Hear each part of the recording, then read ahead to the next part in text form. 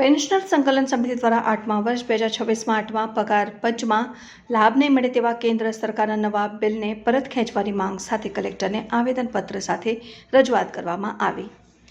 કેન્દ્ર સરકાર દ્વારા નાણાં બિલમાં સુધારા બિલથી નિવૃત્ત સરકારી કર્મચારીઓને આગામી વર્ષ 2026થી લાગુ થનારા 8મા પગાર પંચનો લાભ મળવાપાત્ર નહીં રહે તે બિલનો રાજ્યના નિવૃત્ત સરકારી કર્મચારીઓ દ્વારા વિરોધ કરવામાં આવી રહ્યો છે। આ બિલને સરકાર પરત લે તેવી માંગ સાથે રાજ્યભરમાં પેન્શનર સંકલન સમિતિ દ્વારા કેન્દ્ર સરકાર અને વડાપ્રધાનને કલેક્ટરના માધ્યમથી આવેદનપત્ર સાથે રજૂઆત કરવામાં આવી રહી છે। ગુજરાત રાજ્ય પેન્શનર સંકલન સમિતિના ઉપપ્રમુખ રાજેશ પટેલની આગેવાનીમાં વડોદરાના નિવૃત્ત પેન્શનરો દ્વારા વડોદરા શહેર જિલ્લા કલેક્ટર કચેરી ખાતે આવેદનપત્ર સાથે આ બિલનો વિરોધ કરી કેન્દ્ર સરકાર દ્વારા બિલ પરત લેવાની રજૂઆત કરવામાં આવી હતી। સાથે જો સરકાર આ બિલને પરત લેવામાં નહીં આવે તો ગુજરાત રાજ્ય પેન્શનર સંકલન સમિતિ દ્વારા ગાંધી ચિંધ્યા માર્ગે આંદોલનની ચીમકી ઉચ્ચારવામાં આવી હતી। કેન્દ્ર સરકાર દ્વારા 25/3/2025ના રોજ એક ખરડો પસાર કરવામાં આવ્યો છે 8મા પગાર પંચ નહીં આપવા માટે। હવે એના માટે અમે લોકોએ આજે આવેદનપત્ર કલેક્ટર સાહેબને આપી છે। શું નામ?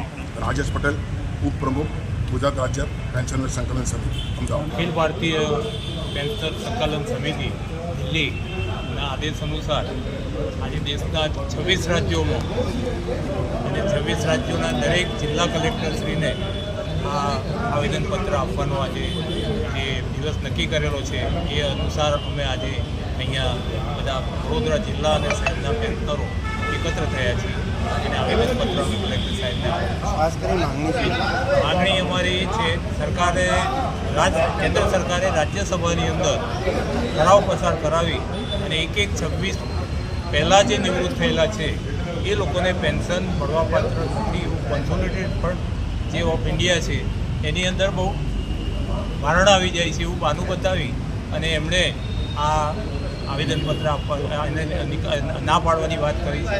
એટલે આખા દેશની અંદર આજના દિવસે બધા જ પેન્શનરો પછી એ ગુજરાત હોય મહારાષ્ટ્ર હોય કે બધા 26 રાજ્યોમાં સંકલન સમિતિ અત્યારે કાર્યરત છે અને એના આધારે આજે અમે આ આપી રહ્યા છીએ અને જ્યાં સુધી અમારે લેખિતમાં ફાઇનાન્સ મિનિસ્ટરમાં કોઈ જવાબ મળતો નથી એટલે આ પગલું અમારે ભરવું પડ્યું છે અને આગળ પણ આવી બીજી લડત આપવાનો અમારો નિર્ણય છે।